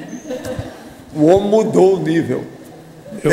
Eu concordo com a reclamação do tertuliano aí, assina embaixo, tá certo. Tem que falar mais forte. Não, realmente você precisa falar mais forte com o microfone e seguir as coisas. Ele tem razão. Agora aqui outra. Minha tia teve um AVC e está no hospital desde janeiro desse ano. O AVC foi gravíssimo e ela está presa a um corpo que não funciona mais. Não tem nenhum tipo de resposta, a não ser leves movimentos involuntários no rosto. A situação levantou a poeira da família, briga entre irmãos e filho adotivo que fugiu com a poupança dela. O que normalmente impede a Consim nessa situação a não dessomar. O que fazer para ajudá-la e a família em conflito? Hoje foi enviado pelo correio o nome dela para a sua TENEPS. Olha, aqui o processo todo é arco voltaico, para ajudá-la. Se levar gente que sabe fazer o arco voltaico e colocar lá. É uma saída. Sempre vai ajudar muito. É um jeito. O mais, vamos trabalhar aí na TENEPS, quando eu receber direitinho o nome. Leandro. Oi. Na página 6, segunda linha da fatologia, você comenta a experiência pessoal do verbetógrafo servindo de fonte para a gênese ou inspiração do tema do neoverbete. Esse tem sido aqui a tônica, né, das nossas apresentações aqui grupais. Eu quero saber a sua opinião sobre o processo um pouco diferente, sobre o verbetógrafo apresentar uma ideia mais teórica, que ele não tenha vivência. O que você acha dessa condição? O que seria ideal? Olha, eu acho que não é descartável você escrever sobre uma coisa que você não tenha vivência, mas é óbvio que o ideal é você ter esse foco, né, no que você pode ali usar material próprio, seu, vivencial, né? Isso eu acho que para a Conscienciologia sempre é o ideal, a gente partir da autopesquisa para a produção intelectual, né? Para o processo interassistencial. Agora, tem alguns temas também que eles são mais, talvez, de natureza mais teóricas, né? Que podem ser mais desenvolvidos sem ter essa experiência. Mas, assim, algum nível de experiência com aquilo que você está escrevendo é indispensável, né? Eu acho que qualquer pessoa, até para ter interesse, né, para ter algum vínculo com aquilo, com o que está sendo pesquisado, ela tem que ter alguma coisa. Muitas vezes a pessoa vai justamente pesquisar aquilo que ela não sabe, porque ela tem interesse em saber, e aí ela vai pesquisar aquele tema para compreender melhor, né?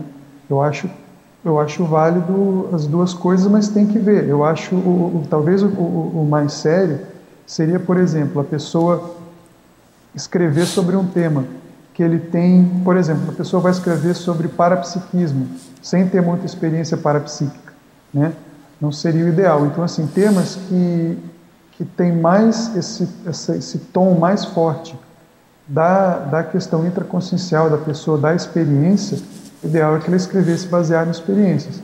Agora, existem né, outros temas mais teóricos que ela pode abordar também. Uhum. Até do ponto de vista da filosofia, né? Mas a ideia é a pessoa também não se inibir, né? Não esperar ter aquela experiência, vamos dizer, completa para começar a escrever e trazer para debate as dúvidas e perquirições que ela esteja desenvolvendo, né? Exato. Ok, obrigado. Leandro, Oi. Aqui na página 6, em teoriologia, a teoria da interpretação, o que significa? Olha, isso, eu acho que eu não, na verdade, não criei esse item, ele está em outros itens aí, de outros verbetes, né? Mas a interpretação, na minha concepção, ela se refere a como você recebe a informação, como você processa a informação, como você percebe, né? E processa a informação e a partir daquilo gera para você, digamos, um fato ou um corpo de conhecimento que você considera como sendo real, né? Isso, esse realismo pode ser mais realista realmente ou pode ser a partir de inferências até equivocadas, ou, né, o processo, né, cognitivo de cada um às vezes pode desvirtuar um pouco aquilo que está sendo percebido e gerando interpretações equivocadas, né? Então a ideia de colocar a teoria da interpretação aí foi nesse sentido, de chamar a atenção para o processo de interpretação da ideia, né? A interpretação do texto que você está lendo, a interpretação de qualquer, na verdade, forma de comunicação que você recebe, né? Ok, obrigado. Leandro? Oi. Aqui na argumentologia, na página 9, você comenta sobre os benefícios da fórmula formal. Na sua experiência de acompanhar os verbetógrafos, como é que você tem visto isso na prática? O que tem mudado nas consciências o uso dessa fórmula? Olha, o que eu percebo é assim, de início, quem ainda não está muito acostumado tem mais dificuldade, compreensível, né? Existem muitos detalhes, são muitas técnicas, né, que foram criadas aí para padronizar a fórmula formal da enciclopédia e, de fato, isso gera muitas dúvidas, dificuldades até do ponto de vista da informática, na hora que a pessoa vai lá formatar o verbete, né? Às vezes não dizem nem respeito a pessoa não entender aquilo, mas às vezes a forma puramente da afinidade com a informática mesmo. Eu acho que tem várias questões. O que eu vejo é assim, a pessoa, quando ela tem mais facilidade para lidar com isso, ela capta a importância, né, de aplicar a fórmula formal e ela consegue desenvolver aquilo e consegue transformar aquilo numa segunda natureza ali dentro do processo da escrita. Isso também indica que ela vai ter mais facilidade de lidar com o conteúdo, porque isso indica o processo o atributo da retilinearidade pensênica dela. Então, em relação aos verbetógrafos, aquelas pessoas que às vezes tinham mais dificuldade de lidar com isso, após a gente insistir, né, na importância, na valorização da questão da forma mesmo da enciclopédia, começa a cair essa ficha. Na verdade, facilita a escrita, ao passo que muitas vezes a pessoa de início acha que isso dificulta a escrita, né? Porque ela libera o seu mental soma para trabalhar com o conteúdo. E quando as pessoas percebem isso, faz bastante diferença.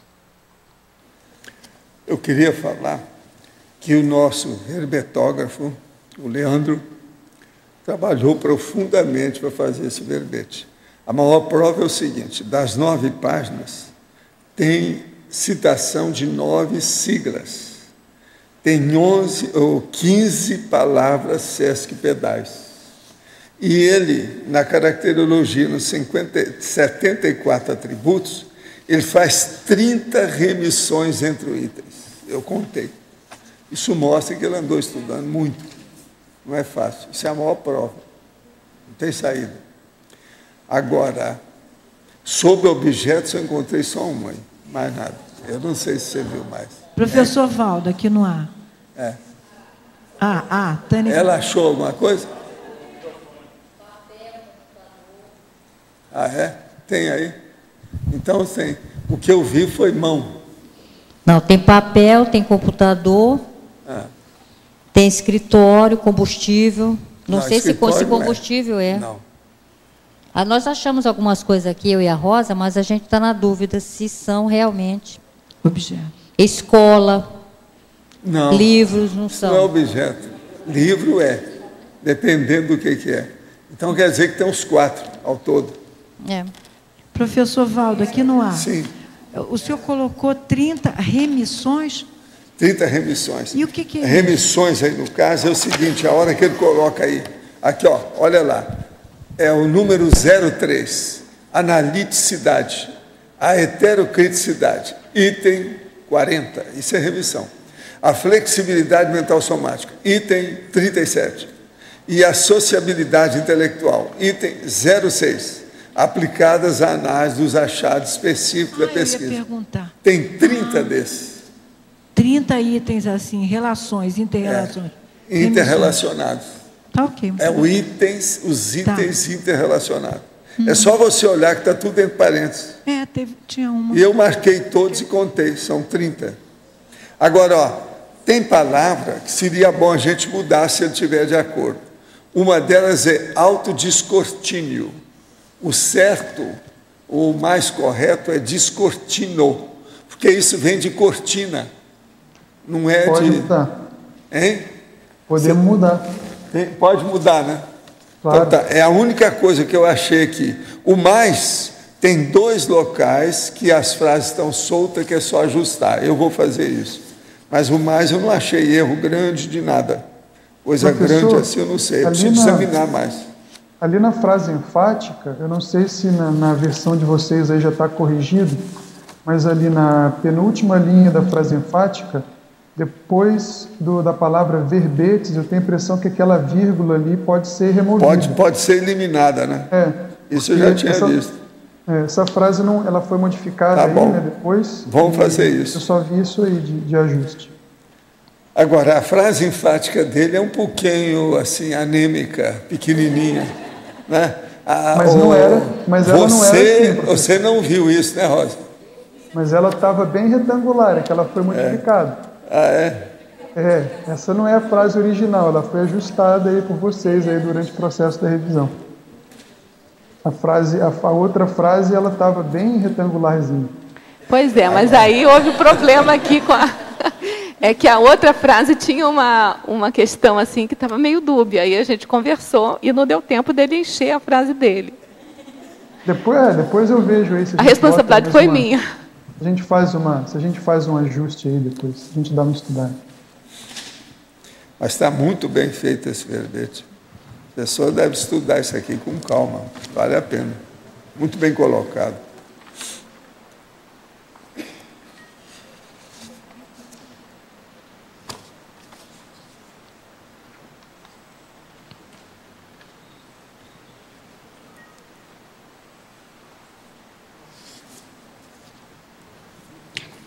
Leandro, na página 11, no item 38, você fala sobre o exame preciso quanto ao efeito do texto nos leitores.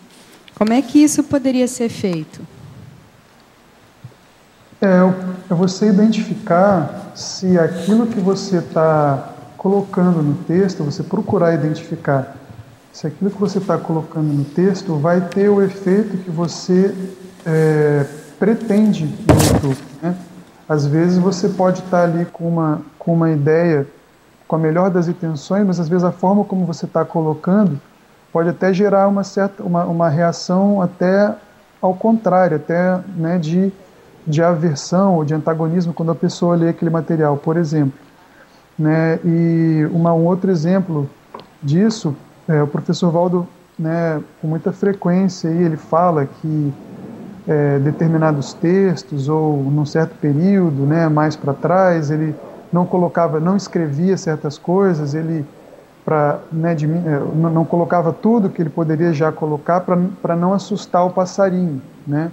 Então esse daí seria um exemplo aí que a gente já viu ele comentar várias vezes, desse tipo de cuidado de você, assim, vai colocar no texto aquilo que você sabe que vai ter um efeito positivo naquele momento, porque se não for, é melhor suprimir.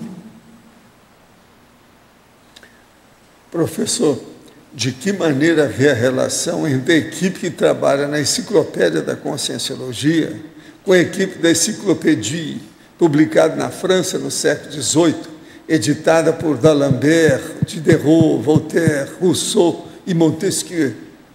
Esse livro foi lido há algum tempo em uma heterocrítica de obra útil no CAEC, mas, naquela época, acho que a coautoria ainda não existia. Olha, eu estou esperando que me fale quem é quem, como é que relação que tem. Eu estou aí para ouvir os interessados, né? Aqueles que queiram falar. Eu só sei que entre nós tem cara que é lexicólogo há muito tempo. E está com a maior cara de pau junto da gente trabalhando aqui. E é um grande cara do passado. Então, precisa a gente ver o que vai sair disso. Isso eu tenho certeza. E existe uma porção aqui também que já foram autores em vidas passadas. Agora, sobre a Enciclopédie, eu estou esperando ver quem é que se manifesta para a gente ver o que dá, não é isso? C'est la vie, não é em francês? C'est la vie. Vamos aguardar. Agora, quem fez essa pergunta não tem nada a ver com aquele outro que fez a pergunta da mesma área. Entende? São dois diferentes. Entende? Vocês viram que alguém falou, né, sobre o caso. E é totalmente diferente. É outra pessoa. Um é daqui, o outro é de fora. Coincide, né? Às vezes. Agora, vamos aguardar aí vocês, os nossos gênios, as nossas monstras. Eu acho que o que mascara mais são as monstras, porque elas vêm como mulher, aqueles homens vêm como mulher. Chega aqui, cria um problemão. Como é que é? Fala ou não fala? Como é que é?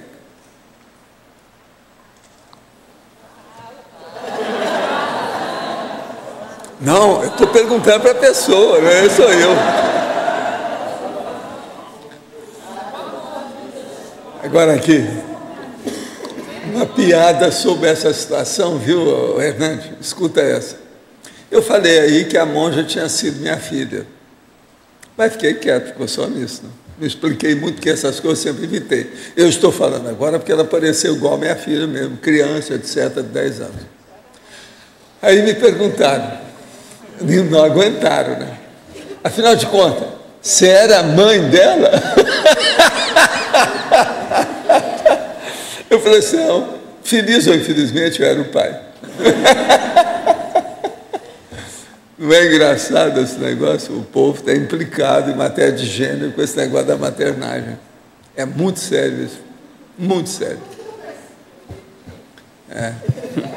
Mas, Valdo, você, associando o serenão e enciclopédia, tem algum serenão que é mais específico ou que trabalhou, que você saiba, com enciclopédia, dicionário, tem muitos deles, todos eles trabalharam, mas é que você sabe, A hora que aquela pessoa escreveu em aramaico, há muito tempo, é um problemão agora, né? Você vê que são poucos os que falam em aramaico aqui, que mexem com isso atualmente e tal. Mas eles têm... Tem gente que trabalhou até com aramaico. O Canute Abreu andou trabalhando para estudar Evangelho, Novo Testamento. Mas, nesse sentido, tem muitos, né, da antiguidade, entende? Que incentivaram a situação. Agora, o processo de linguística, filologia, sabe? Isso tudo é muito sério e envolve nós todos aqui. Uma coisa que eu percebo é o seguinte, isso eu posso falar para vocês.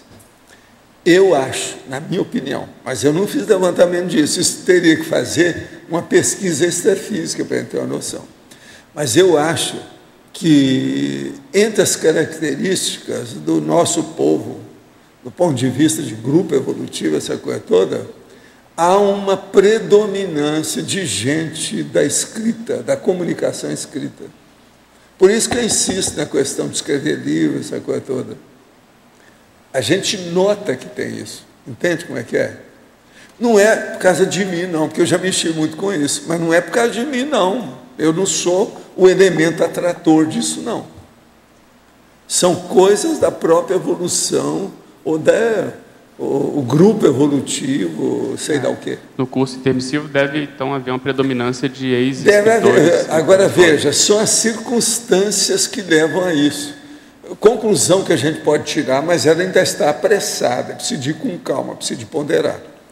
Se uma pessoa tomar conta demais ou se dedicar muito ao processo da comunicação escrita com profundidade, com processo de idioma, poliglotismo, dicionário cerebral, a tendência dela vai ficar mais lúcida quando ela vai trabalhar com energia e parapsiquismo. Isso aí leva para o curso intermissivo quase que automaticamente. Sim, retrocognição vai dando. Então é um problema da gente pensar, entende? Nós temos que lembrar uma coisa muito séria. Por exemplo, Allan Kardec chegou e colocou o nome de médium e mediunidade. Então o que é isso? É o intermediário, a interface, a mediação de uma coisa com outra. Qual é essa coisa? São as dimensões. Olha só, o que é que ele fez? Nessa situação, então, veja, ele quis acertar, de qualquer maneira, o processo linguístico. Sim, aproximar. Aproximar consciência das consciências, consciência das consciências. Então, se nós formos pensar nisso, aí já muda também outro problema sério de comunicação. Os fenômenos, de modo geral, entram nisso, porque são formas de comunicação. Que é justamente o caso dele. Sim. Foi uma pena que ele não teve tempo, ele já estava muito doente, para ele pensar isso, ele acertar essas coisas. Podia expandir. Ele já podia ter essas ideias que nós temos hoje, naquela época. Aí a gente ia ganhar mais de 100 anos com essa história. Entende como é que é? Foi uma pena. Agora, Valdo, o que deve estar atrás da gente, os intermissivistas, terem sido escritores é por causa das ideias, não é isso?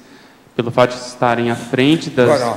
defendendo uma ideias. Uma outra coisa também que eu quero falar para vocês.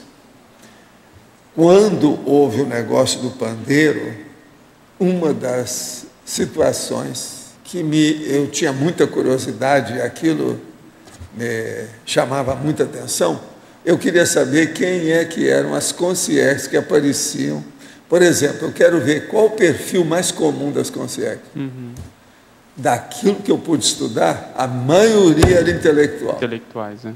Desse ponto de vista de comunicação, assim, de escrita, linguagem, filologia, etc. Tal. Interessante. Agora, eu nasci em Minas Gerais, você sabe que lá tem uma tara com esse negócio todo. O povo todo com que eu trabalhei, professores que eram meus amigos, tudo é desse povo. Agora, muitos desses não vieram aqui para nós, eles ficaram lá, enrolados com as coisas deles. Entendi. Porque em Minas Gerais é muita gente enrolada, pelo menos na minha época era, com a língua portuguesa. Agora, isso Porque também tem muita gente de origem portuguesa direta, do jeito que eu sou, né? Sim. Tem muita gente que não entende a necessidade de criação de neologismos, mas é justamente por isso. A ciência nova, novas realidades, precisa de novos termos. Esses geralmente estavam cuidando de esporte. Sim, reclamando até hoje. Você está entendendo? Eles não têm tanto, eles não são afeitos ao processo. Não é a praia deles, não é o holopensene próprio da pessoa.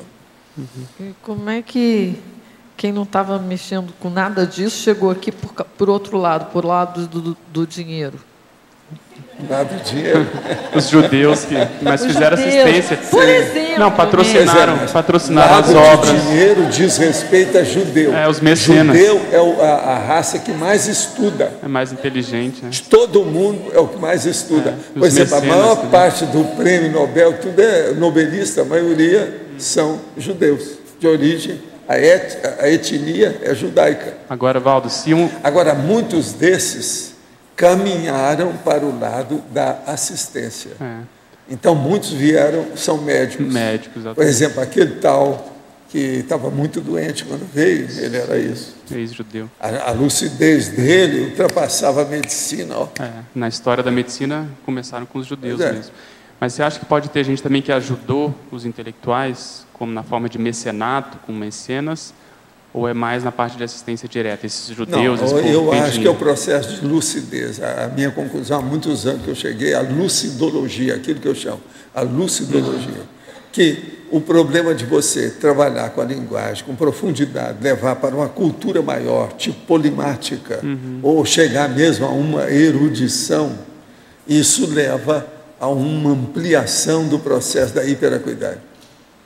Que a hiperacuidade é muito séria. Agora, eu não posso falar de mim, porque comigo está na cara. A minha origem é chinesa.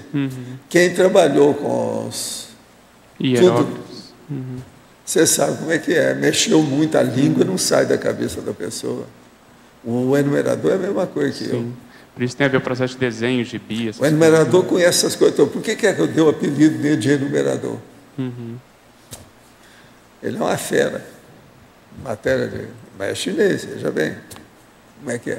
E ele é o que está mais próximo comigo, dia e noite, ali, ó. Está ali. Uma coisa que eu estava falando para ele é o seguinte: você só se afasta quando vem um poder maior. A monja apareceu, ele não estava lá presente. A para-educação. Eu não estava lá, viu? A hora que apareceu agora, eu estava falando isso com ele, do jeito dele. Agora, ele é discreto, né, nas coisas dele. Ele é discreto mesmo. Não é fácil. Você já comentou que vocês foram irmãos gêmeos. Já. Tem relação com essa vida que você foi pai da monja? Foi próximo ou não? Foi muito depois? Não. E ele estava nessa... O meu negócio de pai da monja é coisa muito muito antiga. antiga, né? É antes disso. Tá. E a mãe, no caso, ela está por aqui? Você pode falar alguma coisa? Que foi a mãe da monja? Não. Ela hoje, como é que isso está? Isso aí eu não sei nada dela mais. Não mas sei assim, de nada. Mas você sabe quem é? Você tem localizado essa personalidade? Não tanto. Não tanto? E outra coisa, ela também não tocou no assunto. Interessante. Eu não sei. Porque você já falou várias vezes da... Você sabe, esses processos muito antigos, existe aí um quiprocó muito sério. Você às vezes está procurando, eu já falei isso em tertúlia aqui há muitos anos, que às vezes você está procurando uma pessoa e eles falam assim, não adianta nada que você está querendo, não. Ele já não é mais serenão. É consciência livre. Esquece isso. Que é o contrário você entende? Da transmigração. Da transmigração. Então tem que ir devagar com isso. Eu fiquei uma vez com a cara de tacho danada. Não, mas eu queria encontrar, cara. Que dê, assim. Valdo, esqueça que é consciência livre hoje. Nossa. Se a monja que foi sua filha já é serenona, a esposa, de repente, já virou consciência livre. Não, eu não sei, não. Mas eu não sei. Essa aí não, eu não estou dizendo isso. Estou falando de outras, de modo geral. Eu ia chegar à conclusão que você é lerdinho, agora, escuta, né? A monja também, aqui, a monja também não está com esse gás todo, não. Não. Ela vem aí, arranja uma vidinha lá, vem lá um escorpião, mata a dona, quer dizer, ela vai embora. Presta atenção, deve ter suas razões, tudo isso. Professor. Vem me ajudar quando eu era pequeno, lá com o assediador, quer dizer, um serviço que a gente está fazendo aqui. Então, você veja o nível dela. Agora, que ela ajuda a gente demais, ajuda. Não sei nem até como é que vai isso, né? A situação, como é que é? Por que que ela faz isso ainda? Pois é, Queria saber quem era esse escorpião. Não, olha lá. O Cristo espera por ti. Cristo espera por ti, que você vai ler. Tá lá. Professor Mabel Valdo, quer falar. quais foram os efeitos do fato de você, sobre você, do fato de você ter sido pai da monja? Viver com um serenão. Não, o processo todo é o seguinte. Eu que descobri isso tudo por mim. Eu fui ciscando tudo. E ela mesma, numa certa época, nós saímos fora das projeções, ela falou para mim, não, é bom você fazer o esforço por você, para não afetar, porque senão eles vêm e falam uma coisa para mim, poderia afetar o meu processo. Então, é bom quando eu descubro por mim, porque está dentro do fôlego. Aquilo não cria problema. É como se eu não tenho jeito de fazer um autoestupro evolutivo. Nesse caso aí não dá. Entende? Então a coisa muda. Não, mas assim, naquela vida que você foi pai, você conviveu na mesma casa, né, com um serenão, dia a dia. Foi. Qual foi o efeito disso sobre Não, você? Aí é que é o X. Eu vi que a menina era diferente. Então me dediquei praticamente à vida da menina. Ela não pôde esquecer isso. Outra coisa, eu penso que lá no fundinho, ela não esperava que eu tivesse essa reação. Eu identifiquei alguma coisa diferente nela, desde a época, e comecei a dedicar para a menina. Agora, o que é mais importante, deixa para lá, que eu não vou entrar nesses assuntos. O que aconteceu com ela? O que a minha filha fez? Mas assim, ó, Você está entendendo? mas você tem noção assim do seu parapsiquismo, por exemplo, se naquela vida houve uma mudança importante? Houve. Aquilo ali me ajudou demais. É isso que eu queria saber. Você tem Agora, noção a disso? partir daquilo, ela teve mais attachment comigo. Claro, Você está entendendo? claro. E outra coisa, todo mundo que ela assistia, eu comecei a ter attachment com a freguesia dela. Você está entendendo o que eu estou falando? É o grupo, é o grupo. Você está entendendo? O grupo. Isso, então, foi ampliando o processo. Agora, isso tem a ver com o surgimento do Zéfiro ou não? Tem. Mais ou menos isso. Porque eu tive uma vida que eles me deram o nome de vida do processo do Deus. Do jeito que é que tem que estar falando. Por exemplo, o filho, o Zeus Vantuil, é o nome sabe, do Deus. Esse era o maior, o Zeus. Entende?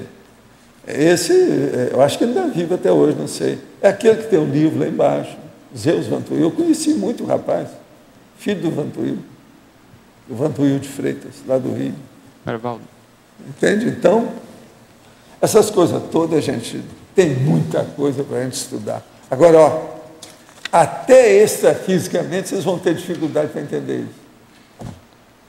Os negócios são tão complexos quando começa a mexer com essas coisas, que nós temos dificuldade até extrafisicamente. Por quê? Se fosse uma coisa mais fácil, eu que vivo ciscando nessas coisas todas extrafísicas, já teria pescado isso há muito tempo. Mas até como consciência, eu lembro do Zéfiro, pesquisando a coisa é difícil, não é fácil não. Só uma última questão. Nessa vida, quando ela foi sua filha, ela não dessomou cedo. Ela teve uma vida mais longa? Ela teve uma vida, parece, eu não me lembro bem da história não, mas eu acho que ela foi até 42 anos. Muito para aquela época. É que o povo também não vivia muito, você sabe. A situação era precária. E ela já tinha muita autolucidez da situação, mas não podia se pronunciar com essa autolucidez. Aquilo tem um processo de limite. Esse limite é inevitável, eles fazem isso. Nessa vida, você pode dizer qual que era a etnia de vocês? Não, deixa para lá. Valdo, o negócio é bravo. Agora é... É só vocês pensarem que vocês vão chegar a qualquer conclusão aí. É só pensar. Qualquer hora dessa, fala mais para a gente sobre a técnica dessa ciscagem aí que você faz. Como é que a gente faz isso? Por exemplo, presta atenção. O que é que eu falo sobre as centrais extrafísicas? Você pode começar a ciscar as centrais extrafísicas para ver o que tem. Onde é que tem um repositório sobre a etnia tal, ou que mexe com o serenão tal? Tem alguma que tem? Tudo é possível. A gente nunca sabe. Então, esse processo extrafísico tem coisa mais secreta do que a Biblioteca do Vaticano.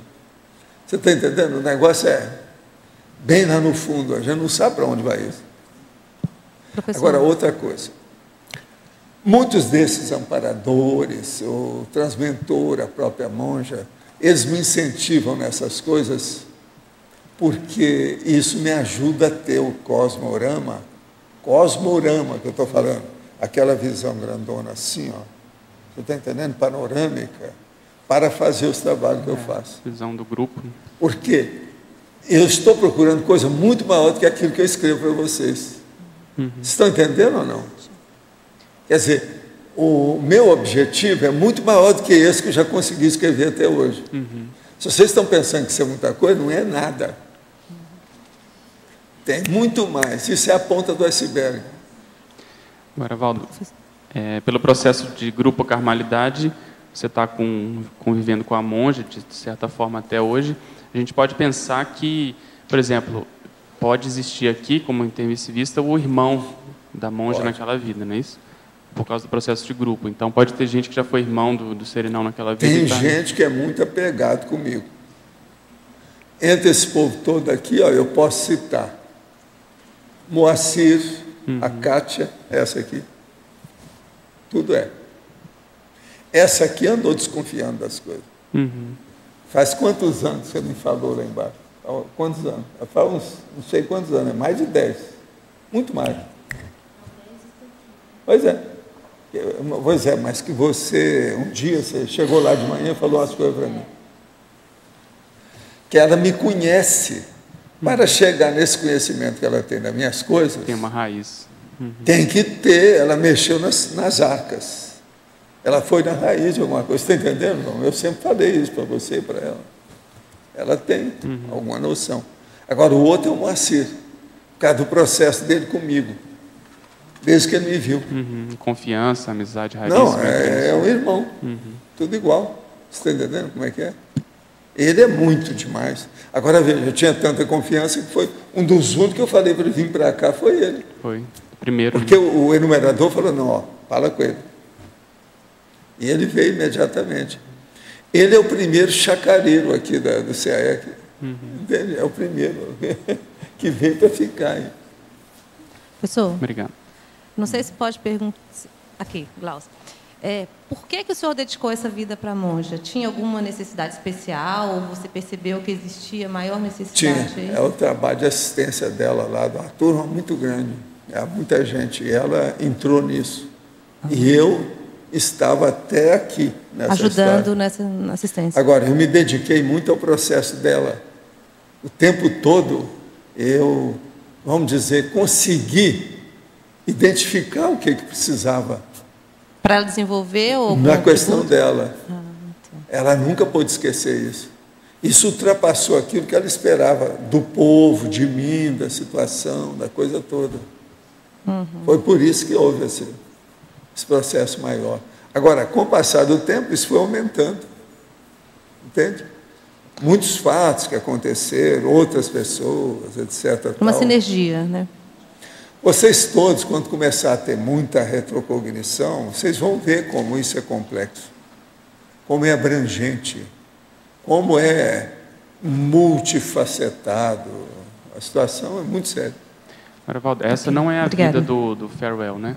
De quem? Do adeus, que você comenta das... Não. É outra. A do adeus é mais recente. Entende? Essa outra é muito mais antiga. Ali a gente já conhecia muito um ou outro com a situação toda, já sabia tudo como é que era. Agora, por exemplo, até hoje, ela evita certas coisas minhas. Por exemplo, ela não me falou nada sobre o negócio da infância. Eu fui descobrir anos depois. Ela não me falou nada, que ela ainda estava ressomada quando a gente saía fora do corpo. Veja bem, ela não quis criar problema para mim sobre isso. De algum modo. Agora, o que eu acho muito sério, viu, com o tempo, é a gente ter evolução da discrição. Eu acho que discrição avançada é uma das coisas mais inteligentes que tem. Exige muita inteligência para você ser discreto. Porque a discrição pode chegar num ponto que você fica em cima do fio da navalha. É ou não é? Abre ou não abre? Fecha ou abre? Entende como é que é? Agora, a gente nota com eles, os serenões, etc., inclusive os amparadores já começam a ser assim, o transmentor é assim. Há uma discrição muito inteligente. Por isso que eu não cisco. Se você quer entrar, desbilhotar aquela discrição dele, levantar aquele, sabe, o fio da meada, não é bom. Se aquilo está encoberto, tem sua razão de ser. Não vai te ajudar se você entrar. Porque tem a hora, depende do que é. Eu cisco porque eu estou em andamento com a minha pesquisa. Aquilo é bom, aquilo vem naturalmente. Agora, se você passa o carro adiante dos bois, como é que fica? Escuta, todo dia a gente tem que se alimentar, dormir, pode ter cólica intestinal. Professor. Nós estamos aqui. Eles respeitam essas condições.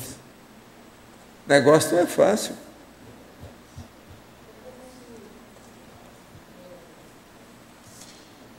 Cá dentro de um contexto e não. E você olha as inibições que o povo tem. Olha esse processo nosso dos verbetes aqui.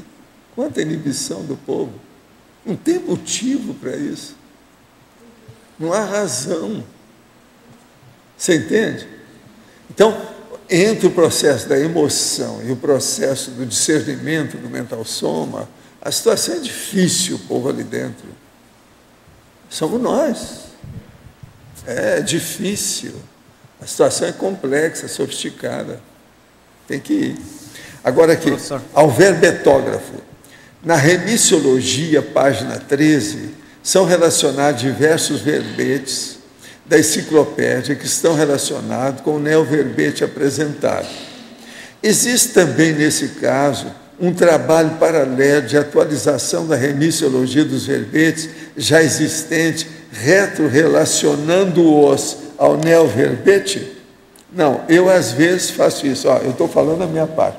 Eu às vezes faço isso, mas tem muita coisa para ser feita. Eu quero ver daqui 1 ano, 2, 3, talvez a gente faça isso.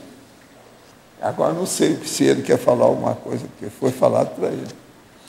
Eu acho que o professor Valda que tem talvez mais a visão de conjunto em relação a isso, né? Na condição de verbetógrafo. Há muitas remissiologias só com 7, eu posso passar aquilo para 15, eu já fiz de propósito para enriquecer. Exato.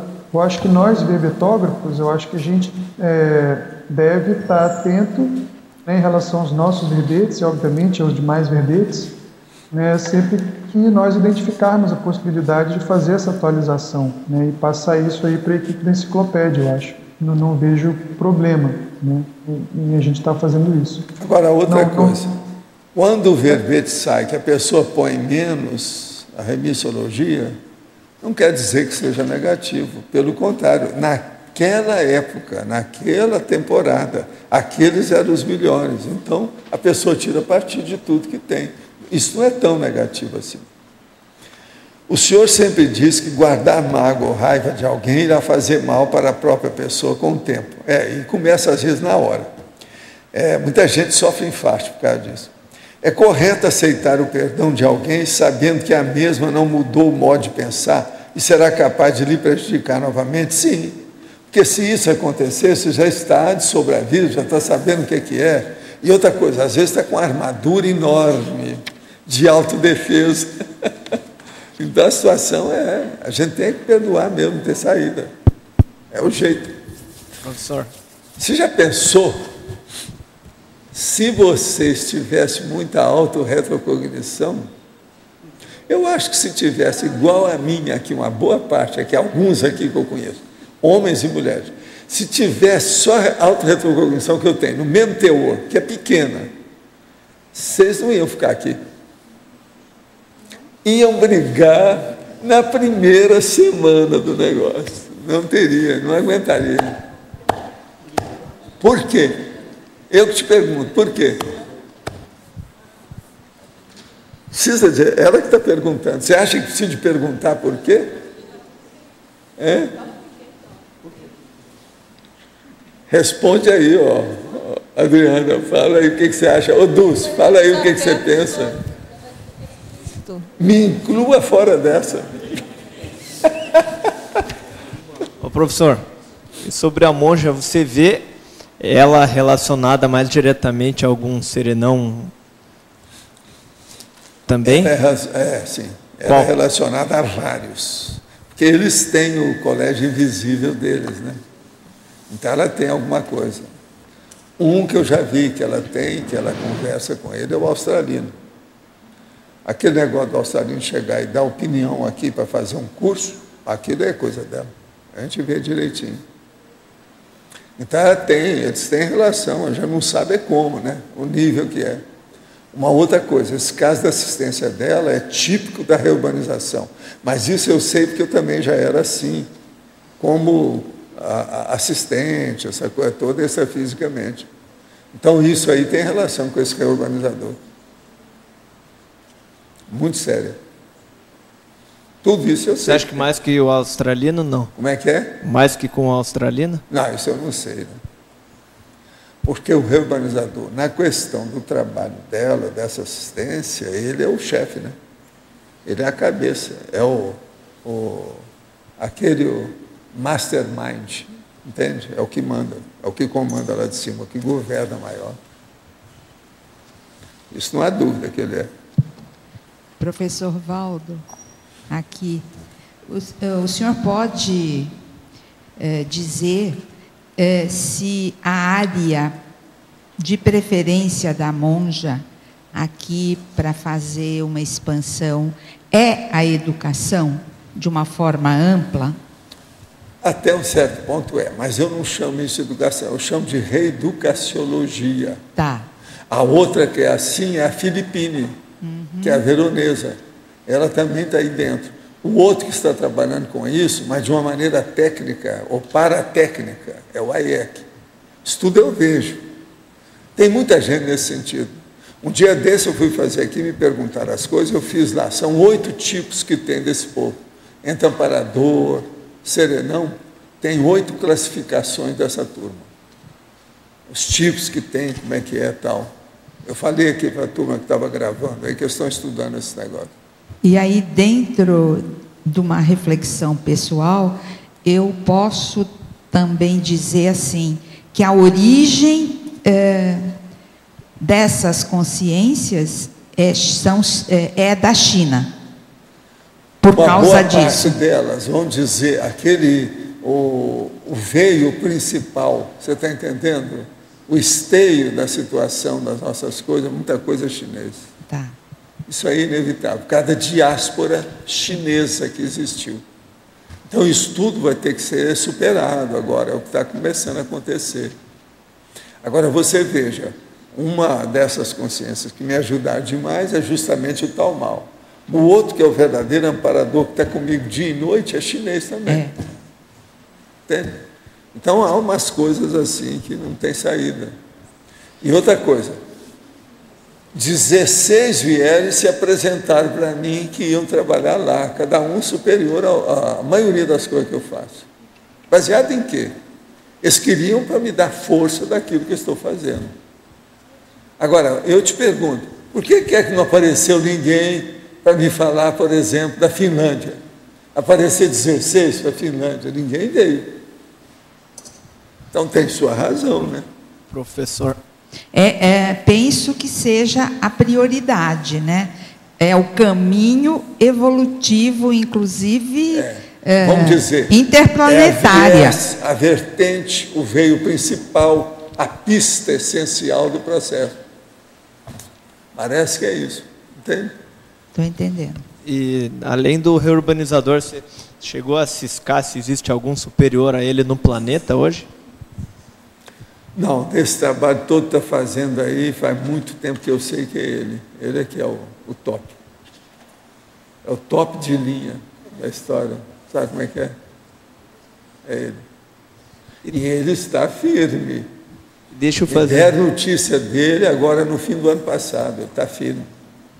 E deixa eu fazer mais uma pergunta. E aí, a princípio, assim, a teoria quando vira com sexo livre, daí tchau, vai para galáxias e... Não, porque aqui, serenão já é difícil. Agora, se o cara vira com sexo livre, é só você que vai encontrar esse povo. Eu sou fraco. Eu te conto depois. Aí é aquele negócio da galinha da Angola. Tô fraco, tô fraco, tô fraco. Não dá, né? Tá muito aí, você está me pedindo muito. O que é estar firme para um serenão? O que é? O que é estar firme quando você fala de um serenão? Estar firme como? Eu não entendi isso aí. É que você falou que o reurbanizador está firme. Não, está firme quer dizer que está continuando com o trabalho, está aí. Não virou consciência livre. Porque nós dessomamos, eles viram consciência livre. Quer dizer, a mesma coisa. É mudança, vamos dizer, de uma dimensão mega. Eles vão para a mega dimensão. A hora que acontece isso, está tudo danado, né? Aí a gente... Eu acho melhor a transmigração, por incrível que pareça, sem masoquismo ou sem sadismo. Mas pelo menos o negócio é mais próximo. Agora, você está entendendo? Mais próximo das minhas inferioridades. Agora, esse povo superior não dá, né? A situação é para o João... Está entendendo? Para a gente é para o Arlindário. Tem que deixar isso para vocês aí. Eu acho um pouco forte para mim. Sabe? Forte. Não é assim que o povo fala? Forte. Muito forte.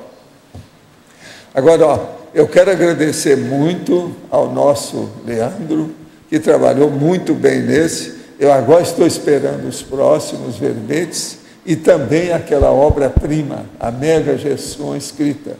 Ele é bom para escrever, conhece a situação. Esse, então, é que a gente pode reclamar e, vamos dizer, requisitar, exigir de tudo quanto é jeito, porque ele é bom no assunto. Andou até estudando sobre o problema. Então, vamos aguardar. E os nossos comerciais, por favor. Obrigado. As pontuações de hoje: 44 assinaturas no livro de presença, 18 perguntas presenciais, 20 perguntas online, 28 votos presenciais e 6 votos online. Hoje os recados são da Dulce, sobre o lançamento do livro Manual do Texto Dissertativo, a Patrícia, sobre palestra gratuita da OIC, a Neida, sobre a segunda semana da reeducação, Rodolfo, sobre o curso Autogestão Existencial, e a Marilza, sobre o Festival de Inverno. Antes, com vocês, o Fernando, sobre o programa Amigos. Boa tarde a todos. Em nome da equipe do programa Amigos da Enciclopédia, nós queremos agradecer ao IPC, ao Centro Educacional do IPC em São Paulo, que nós realizamos 3 novas inscrições do programa Amigos da Enciclopédia durante o curso Campo Interassistencial Holossomático, corrido em 14 e 15 de maio em São Paulo. Agradecemos, então, a esses novos Amigos da Enciclopédia. O programa Amigos da Enciclopédia mantém toda a operação e manutenção dos prédios da Holoteca, Holociclo e do prédio aqui do Tertuliário. Então, todos os gastos hoje com a manutenção e o serviço de operação são mantidos no programa Amigo da Enciclopédia. No Tertuliário, proporciona a realização diária das tertúlias, a transmissão via internet para o Brasil e para outros países. Então, nós convidamos você a tornar-se um amigo da Enciclopédia, um mantenedor da Enciclopédia da Conscienciologia. Associe-se ao programa Amigo da Enciclopédia. O telefone é 45-3525-2652 ou pelo site www.enciclopediadaconscienciologia.org. Obrigado. Pessoal, boa tarde a todos. Em nome da Editares, eu quero convidar vocês para o lançamento do livro Manual do Texto Dissertativo, da autora Julieta Mendonça. Esse livro, ele aborda, apresenta técnicas simples mas extremamente eficientes, né, para a elaboração de textos argumentativos, textos técnicos e tarísticos, tá certo? Então, para aqueles que não têm muita desenvoltura ou que estão precisando desenvolver esse atributo da escrita, né, a gente dá a dica desse livro. E o lançamento, então, vai acontecer no sábado, dia 28, às 20 horas, durante o curso do professor Mário, o Energometria, mas após o término das atividades no próprio sábado. Então, estão todos convidados e aguardamos vocês lá. Obrigada. Boa tarde. O campus da OIC gostaria de convidar a todos para uma palestra gratuita neste domingo, às 9h30 da manhã, com o tema de fitoterapia chinesa, as relações do Yin e Yang, a prevenção de doenças e talvez a hipótese até de uma substituição de medicamentos alopáticos.